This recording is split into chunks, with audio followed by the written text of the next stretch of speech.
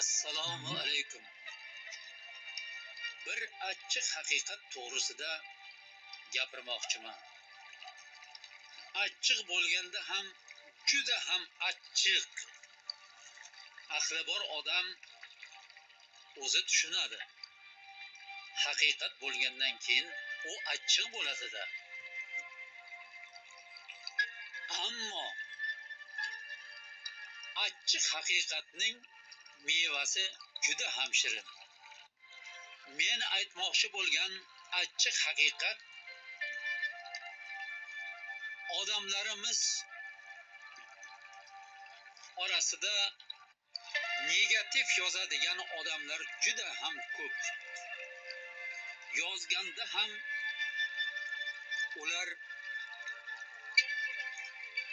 haqorat so'zlarni yozib fikr bildiradilar. Yaqinda bir narsani guvohi bo'ldim. Familiyasini aytmayman, u kishi shunday deb yozibdi. U kishini aytishlariga qaraganda, ishlamagan kalla tanaga ziyon.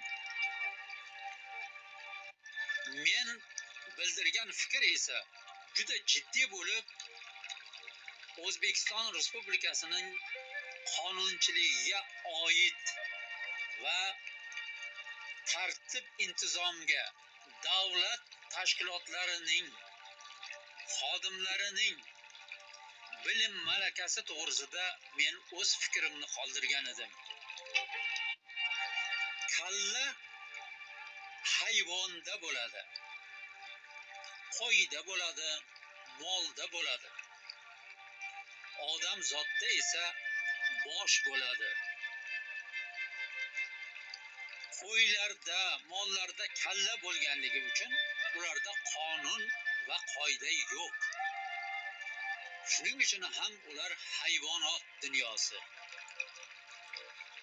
Odamzotning farqi shundaki, odamzotda qonun va qoida bo'ladi. Ana shu qonun va qoidalar jamiyatni tartibga solib turadi.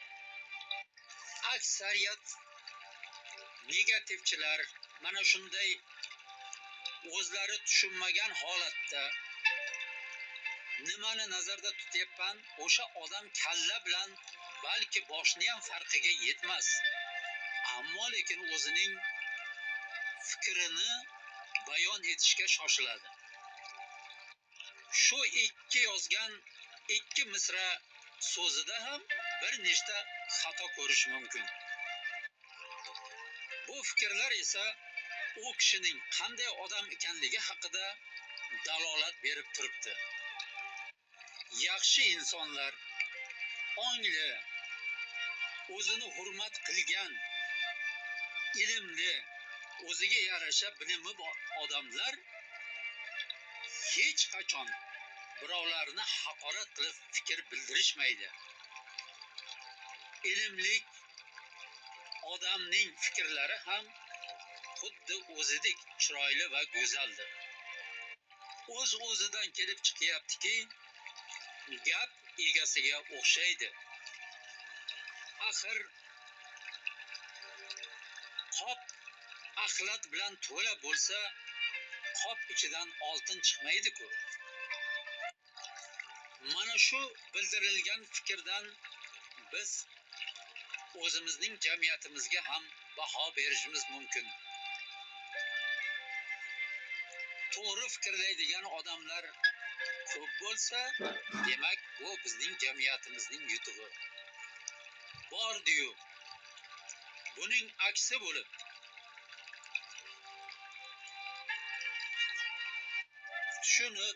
tushunmasidan haqoratomuz so'zlarni yozib fikr bildiradiganlar ko'payib ketsa, demak jamiyat xavf ostida. Shu o'rinda aytmoqchimanki, dushmandan ham ko'ra savodsiz, ilmsiz o'zingni odamlaring xavfliroq.